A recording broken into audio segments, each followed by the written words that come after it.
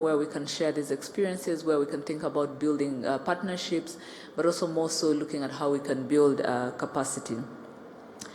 I'm going to switch to Kinyarwanda because the question was asked in Kinyarwanda, which was around the contribution of the ICT and telecommunications sector to GDP. Today that stands between 3 to 4%. So you'll allow me, for many of our guests that are visiting, that I translate to Kinyarwanda, and I will summarize in English what my response was. But in a nutshell, wabajije ku musanzu ikoranabuhanga ritanga ku bukungu. Ubu ngubu turi hagati ya 3% na 4%, ariko ibyo ahenshi bikaba uburyo byabashijwe kubarwa ari ukureba uburyo ikoranabuhanga n'itumanaho cyane cyane ryabashije gutanga uyu musanzu. Ariko kugira ngo uyu musanzu wiyongere, ikintu turimo dukora ubu ngubu ni ukureba ngo ikoranabuhanga ryifashishwa gute, rikoreshwa gute mu zindi sectors. Ni ukuvuga dufashe nk'ubuhinzi, ni gute ikoranabuhanga ririmo rikoreshwa mu buhinzi n'ubworozi, ibyo twabasha kubinganisha n'iki kugira ngo tubashe kureba umusanzu n'umusaruro ikoranabuhanga ritanga mu bindi byiciro by'ubukungu. Ikindi dushaka gukomeza kureba ni ukuvuga ngo ibintu bijyanye n'ikoranabuhanga no guhanga ibishya twarushaho gute kubinoza no kongera umusaruro wabyo. Ibihangano byinshi kugira ngo bibashe kugerwaho binatanga umusaruro, yaba ari mu Rwanda cyangwa mu mugabane wa Afurika, bisaba ko dushyiraho policies zishobora kubungabunga uwo musaruro no gufasha kugira ngo bibashe ibihangano bishya bishobore kugera ku baturage bose. So briefly, my explanation was that we as a sector are looking to find ways that ICT and technology can continuously increase its contribution to GDP. And many of these things is really not looking at ICT as a mainstream industry, but really looking at ICT and technology as an enabler for the various segments of the economy, be it agriculture, industry, education, and women empowerment. And being able to know how to track and measure that contribution, because a lot of the gains that are able to be calculated or measured will be measured for those specific industries, but really coming up with methodologies that will help us to understand that if agriculture is contributing a certain percentage to GDP, how much of that percentage has been thanks to the use and integration of technology to those specific sectors. The third question was around what the government is doing, but and I think it's not just Rwanda.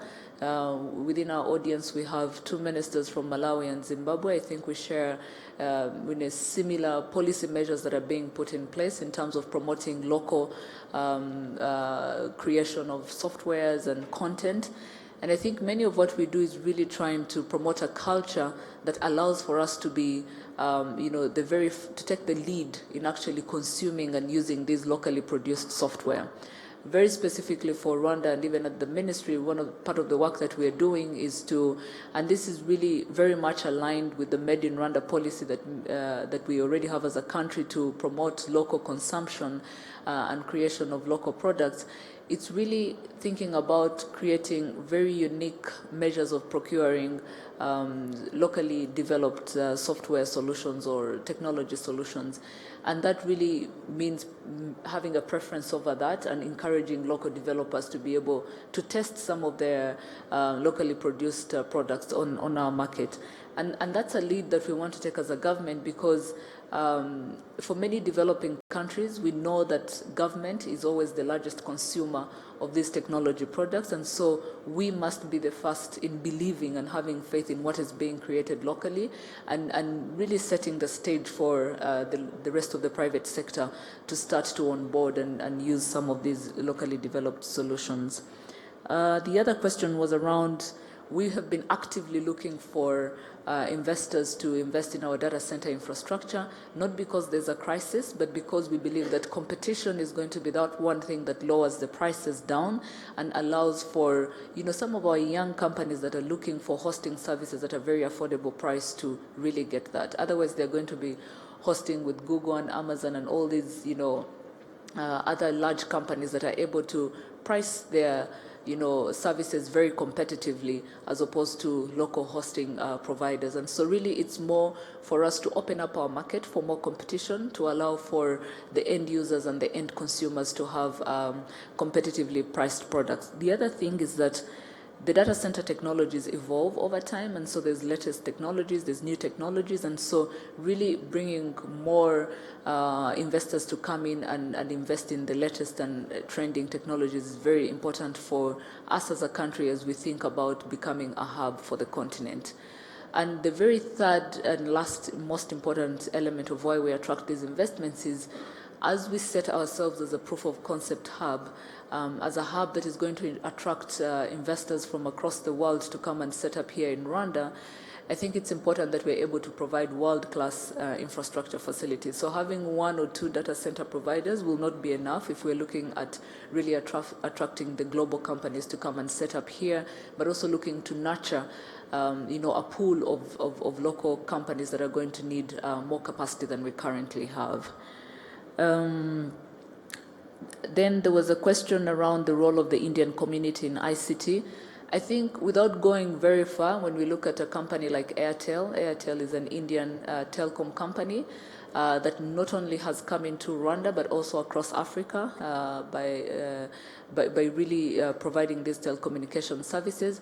And even when you look at the different IT solution providers, many of them are really companies that have, some origins from India. And I think, and I do believe that the Indian community has been very instrumental in really, starting up this, innovation ecosystem and ICT ecosystem that we have in Rwanda, but not just Rwanda, but for across the continent. Earlier, when the Prime Minister gave his remarks, I think one of the things that he did discuss was that India and Africa have not only, business relations, but also political relations and even cultural relations. And when you really look at it, many of these really date back to many centuries back. And very specifically to East Africa, I think that part of the African continent that probably has the largest Indian business community. And so I could say that they've really been very instrumental, not just for ICT, but also for the different businesses that have been mushrooming in our region.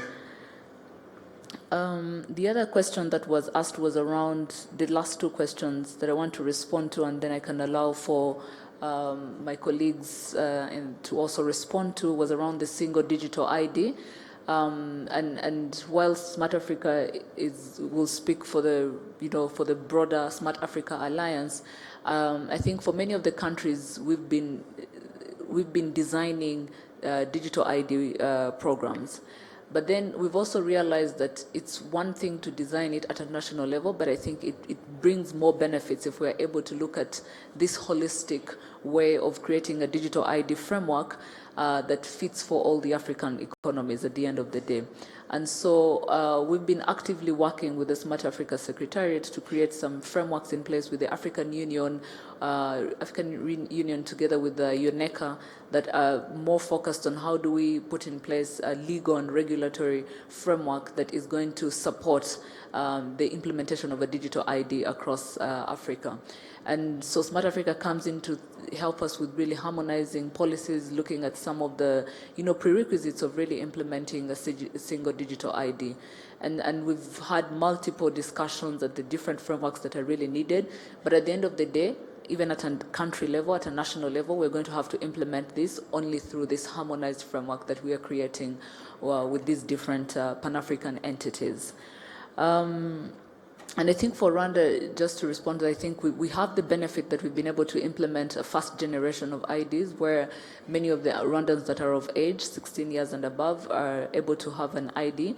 And so really going to the next level, beyond the 2D barcode ID that we have, actually, which also has the capability to produce smart IDs, but we're really now thinking about the broader digital ID framework, which is important as we both collectively as a continent chart our digital transformation agenda to really think about that ahead of implementing siloed digital ID infrastructure projects. And this is going to be very beneficial because at the end of the day, we're going to require cross-border mutual recognition of our digital IDs as our people move across borders, as there's trading across borders happening. This functionality of being able to have this mutual recognition really hinges on having these harmonized frameworks for the digital ID.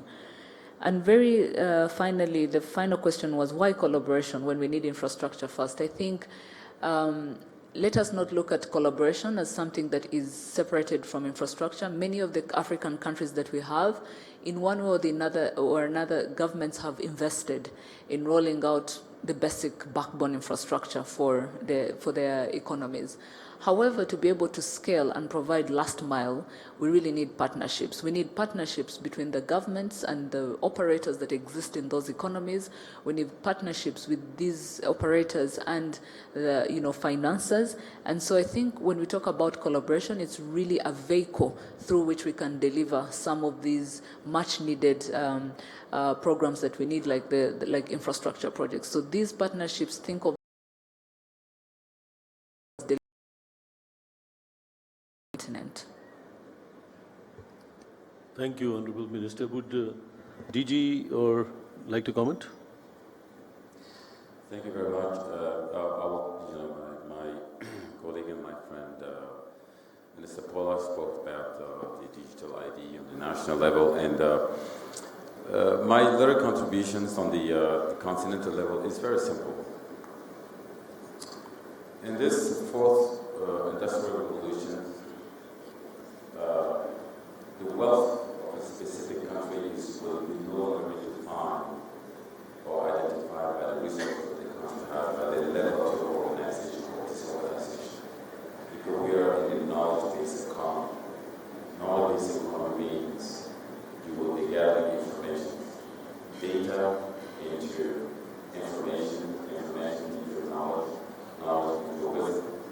Based on that, the foundations are identification. If you are facing nations, you have the obligation of administering, which basically KYC, in that term, it means know your citizens. Knowing your citizens at the national level is what every nation is doing in Africa here. But when you look at the CFT, the Continental Free Trade Agreement, how are we going to be integrated in a single digital market if we are not commonly, or if we don't have interoperable knowledge of each other? Knowledge of each other does not mean that each nation will be losing their sovereignty, but no, it is putting together a reporting scheme, a reporting mechanism in a way that when you go to Cameroon, you identify yourself, you have a digital ID in Cameroon, and you do some business there, whether good or bad business, and you come to Kenya, for example, you want to identify yourself as a businessman, Kenya should know what have you done in Cameroon. That's the only way that the investor will trust Africa. So to get to that point, we need to have a Pan-African digital ID. When I say Pan-African, it does not mean it will be taking any sovereignty from any nation, but it's to put together a interoperable reporting system in a way that we know each other prior of doing the business. That's the only way we're going to be leapfrogging. But we have to do it in a very innovative way. That's why I said from the beginning, the wealth of a particular specific country today in Africa or in the world today is no longer defined by the resources you have. It is defined by the level of your organization or disorganization. And to be able to be organized, not only is the leadership, you have to identify your people. I believe close to 46% of Africans are not identified. So while each nations in Africa today are trying to put together the identification system, all what Smart Africa wants to do is to harmonize those laws among ourselves so that we talk the same language and we have the same reporting mechanism in order to be integrated into a single digital market. Thank you. In the interest of time, Mr. Yadav, may I ask you to just touch upon a few salient points in the questions? Yeah, thank you. I think so in this interconnected world where information flows across border, we need to look at opportunities, we need to the economic, social, cultural, trade tie-ups between India and Africa over the decades, and not even decades, centuries, and built on the trust which the Africa and India enjoys, to really work for the better socio-economic development of the country, for the both sides. And I think so that is the key message I would like to say, that these are the opportunities. We need to ensure that the citizens are empowered. We need to ensure that the citizens get the best, and at the same time, what we now are in India are looking at ease of living, and the technology has the power for ease of living, and we need to share experiences. We need to learn from each other and ensure that at the end of the day, this partnership, which is on trust, brings together business to business, business to government, and government to government. And training and skill and the capacity development is one part of it. But the ensuring the policy, regulation, and the enabling environment will ensure that it's a win-win situation, everyone benefits, and we progress as a global world. Thank you. If, High Commissioner, any comments for the questions? I would just like to say that there is no denial of the fact of the contribution of ICT to economic growth. We all know by our experience, the mobile phone games, which was really privy to the rich and famous. It really used to be of this size, and you had to really hold it like this. You could not carry it around in your pocket. It used to be so big. But gradually, the phone games, still, the mobile phones, in which you could only talk over. But that was also a revolution in the sense that it really spurred the economic growth. People could talk, they could conduct their business deals over the phone, and it really led to the economic growth, like the vegetable sellers or the fishmongers. They could talk to their counterparts and arrange the delivery and supplies. So even people at the grassroots level have benefited from the ICT development. And now we have come into the age where we have already got the smartphones. You don't need an office now. You can work while you're mobile. And that's not the end. We are talking about the 5G now. So unless we are partner in this development, those who don't partner are certainly going to be left behind. This is what I would say. And this ICT Expo is the first in Kigali, Rwanda, and I'm sure that this will be the regular feature which provides a forum for the stakeholders to come and interact and do business. This is what I would like to say. Thank you. Mr. Ghosh, anything to add? Just a few brief comments. If I heard correctly, there was a question, why Rwanda? Why not? Why not Rwanda? We have done in West Africa, Nigeria and Kenya. We are moving towards the east, and Rwanda is practically at the center or the heart of Africa. Secondly, our Prime Minister came here and the High Commission was set up. So it gave us an inspiration that there must be something in Rwanda which is still to be brought out in a sophisticated environment which ICT provides. Thirdly, there were questions about infrastructure all about. So when we first thought of infrastructure, I said, Rwanda, what sort of infrastructure is available? I think this convention center is world class. It's one of the best we have visited in any case. So this infrastructure will invite businesses to come here, and it will also open up further investments. Thirdly, there was the issue raised on diversity. There is diversity in India where the poorest of the poor and the richest of the rich are living. There is diversity in most African states.